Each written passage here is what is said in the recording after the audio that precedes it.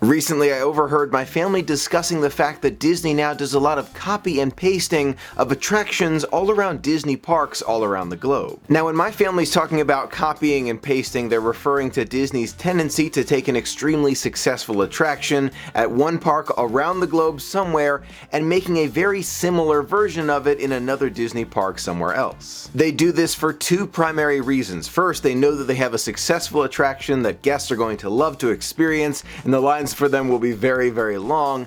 The second reason is that they can reuse a lot of the track and the layout and the plans, and they don't have to make that from scratch. It's a successful tactic that has been used for years. We can see it at Disneyland and Walt Disney World. Many of those share several attractions. But my question for you today, is it something that we should be looking forward to in the future, or something that we should be discouraging Disney from doing anymore? From what I have heard from family and friends, there are two general trains of thought. There are those who feel like this is a phenomenal idea where Disney can take some of the most popular new attractions from other parks all over the world and bring them to a park that's easier for us to get to, like Walt Disney World or Disneyland if you live in the United States. Just using me personally, I have been to Walt Disney World more times than I can count, but I've never been to an overseas Disney park. So for me, when they bring these new attractions, I get to see something brand new that I've never seen before. I totally understand that train of thought because I am super excited for the Tron Light Cycle ride coming to the Magic Kingdom. Now, if you think you have seen lines with the opening of Pandora and Frozen Ever After and Epcot, you ain't seen nothing yet. Wait till Tron Light Cycle ride comes around. We're gonna see 6 or 8 hour lines. It's funny how that works, right? We were all shocked to see those extremely long lines at Frozen Ever After, and then Pandora opened and the lines were even longer.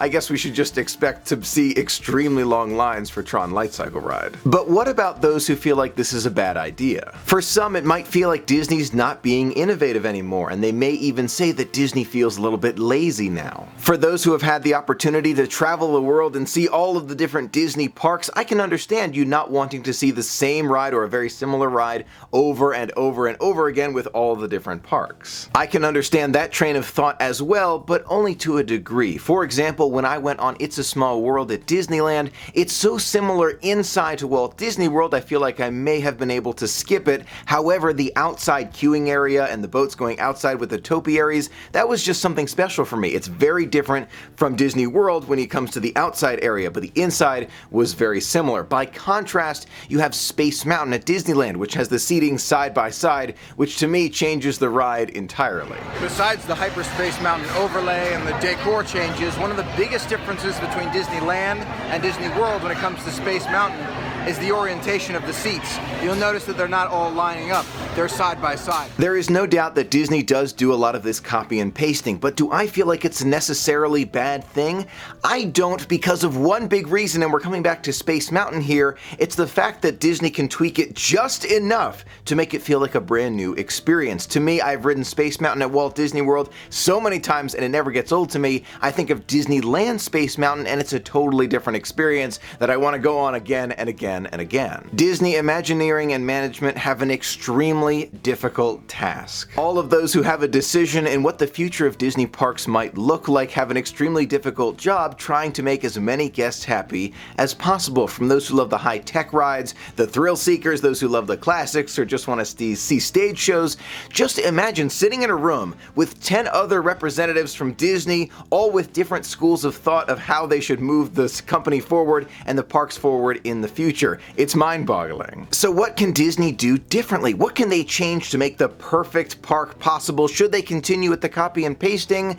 The answer, you're not gonna like it. There is no perfect answer, and it's just a matter of trial and error. So how do I feel about the copy and pasting? I feel like there really is a place for it. I think that if Disney just tweaks the attractions just a little bit, like Space Mountain, they can really come up with something similar but also really entertaining. That being said, when I go to different Disney parks, even Disneyland, it's the new attractions that I couldn't see at Walt Disney World that have my attention. So it's a little bit of both, which is hard to put together. You may love the classic attractions or the high high-tech attractions, there are all of those stage shows, and Disney has to try and find a way to implement all of that into a magical themed land that goes together. And I believe that is exactly what Disney is trying to do. The latest and greatest with the highest technology with Star Wars Galaxy's Edge, and getting back to the classics like Mickey Mouse with Mickey and Minnie's Runaway Railway. And they also keep updating areas like Epcot, which just need one magical step forward to get into the next century. It is a tough job, no doubt about it, and there is truly no one right way to make everyone happy, because that's impossible. There are going to be some attractions that some people love and some people don't like that much.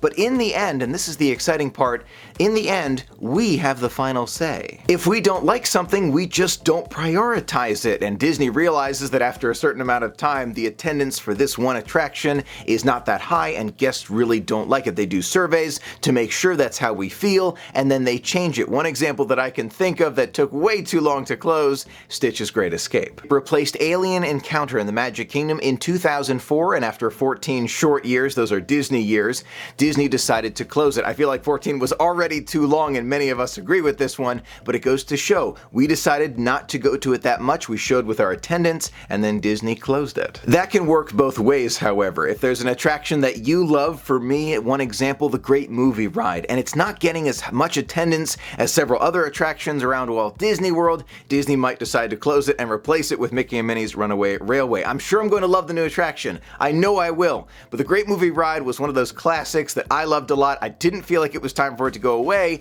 but the attendance is what determined what Disney was going to do with it in the future. I should also note that it's attendance plus time, so it's a certain amount of time that Disney gives attractions to see how the attendance does, and then they change something. And they even change things after a period of time, even if the attendance is still pretty good. Illuminations, Reflections of Earth, they are replacing, and I'm still super sad about that. I haven't fully accepted it yet. And they're going to replace it with something else simply because of time. 20 years has gone by, they want to replace it with something else to keep it fresh, so there are positives and negatives to this. Even though there are some attractions and some fireworks spectaculars which I wish were not or have not already closed, I still do like Disney's approach to this plan of updating their parks. They're keeping it modern, they're keeping it fresh, they're showing us that they're willing to continue to invest in the parks that we love so much so that we will continue to enjoy them. Now, is every single decision going to be perfect for everyone? Of course not. Disney makes mistakes too, just like we all do. I make videos all the time and I go back and I look at them and there are some mistakes and I say, you know what, I could have made this better, but all I try and do is improve them. And I think Disney's trying to do the same thing. They just want to make progress. They want to learn from their mistakes and keep moving forward. So what do you think of Disney's idea of copy and paste? Do you like the idea that Disney's bringing these very popular attractions back home so you can experience them again and again? Or do you want them totally separate so that you have something brand new to see when you visit other Disney parks? Let me know in the comments below. I would love to hear from you. Thank you so much for being a part of the magic with me. Until next time, have a magical day.